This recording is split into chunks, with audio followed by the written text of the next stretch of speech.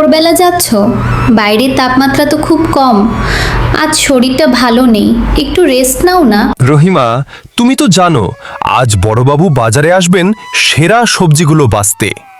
আমি যদি সময় মতো পৌঁছাতে পারি তবে আজ আমাদের সব সবজি বিক্রি হয়ে যাবে, বাচ্চার ওষুধের টাকাটা হয়ে যাবে।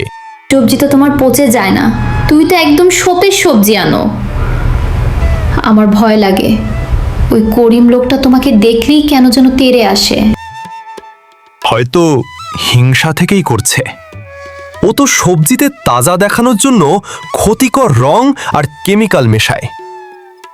আমি তো তা করি না, তাই ও মনে করে আমি ওর ব্যবসা নষ্ট করছি। এদিকে বাজারে নিজের দোকানের সামনে দাঁড়িয়ে করিম যখন দেখল রতনের সবজিগুলো সবচাইতে বেশি তাজা, তখন হিংসায় তার গা জ্বলে উঠল। সে কোনোভাবেই রতনের এই জনপ্রিয়তা সহ্য করতে পারছিল না। রতনটা যেন কাটা ঘায়ের মতো, ওর সবজি এত তাজা থাকে কেন? আজ একটা ব্যবস্থা করতে হবে।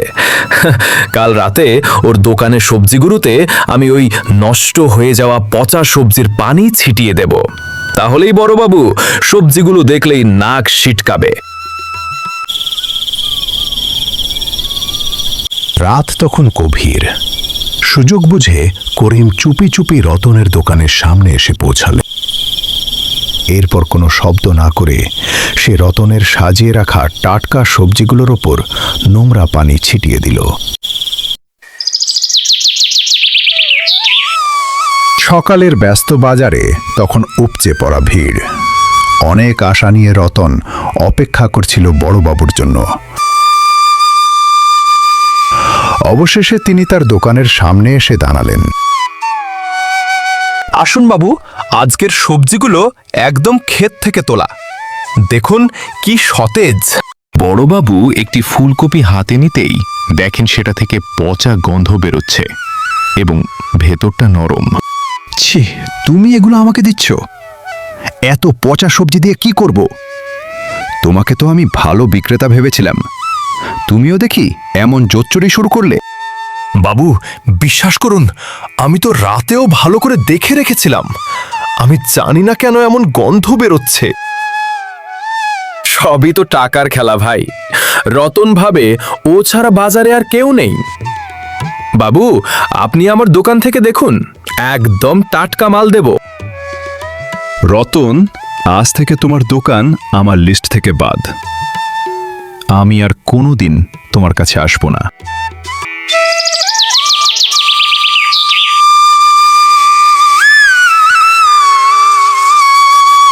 এক মাস পার হয়েছে, রতনের দোকান প্রায় বন্ধ। সে এখন মাথায় করে সবজি নিয়ে ঘুরে বিক্রি করে।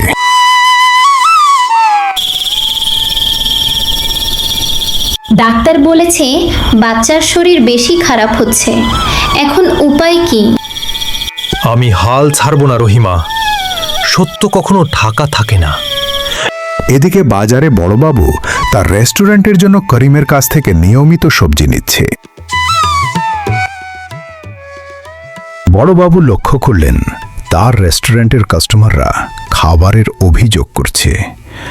রান্না করা সবজি থেকে অদ্ভুত গন্ধ আসছে। হঠাৎ এমন হচ্ছে কেন? সবজিগুলো তো করিমের কাছ থেকেই নেওয়া হয়।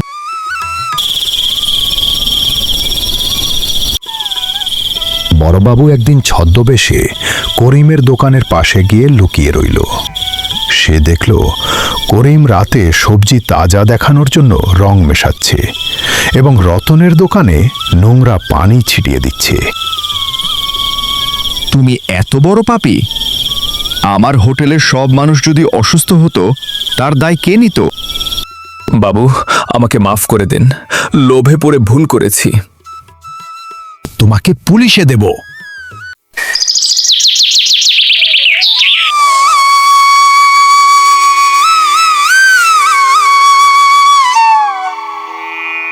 সব সত্য জানার পর বড়বাবু নিজের ভুল বুঝতে পারলেন।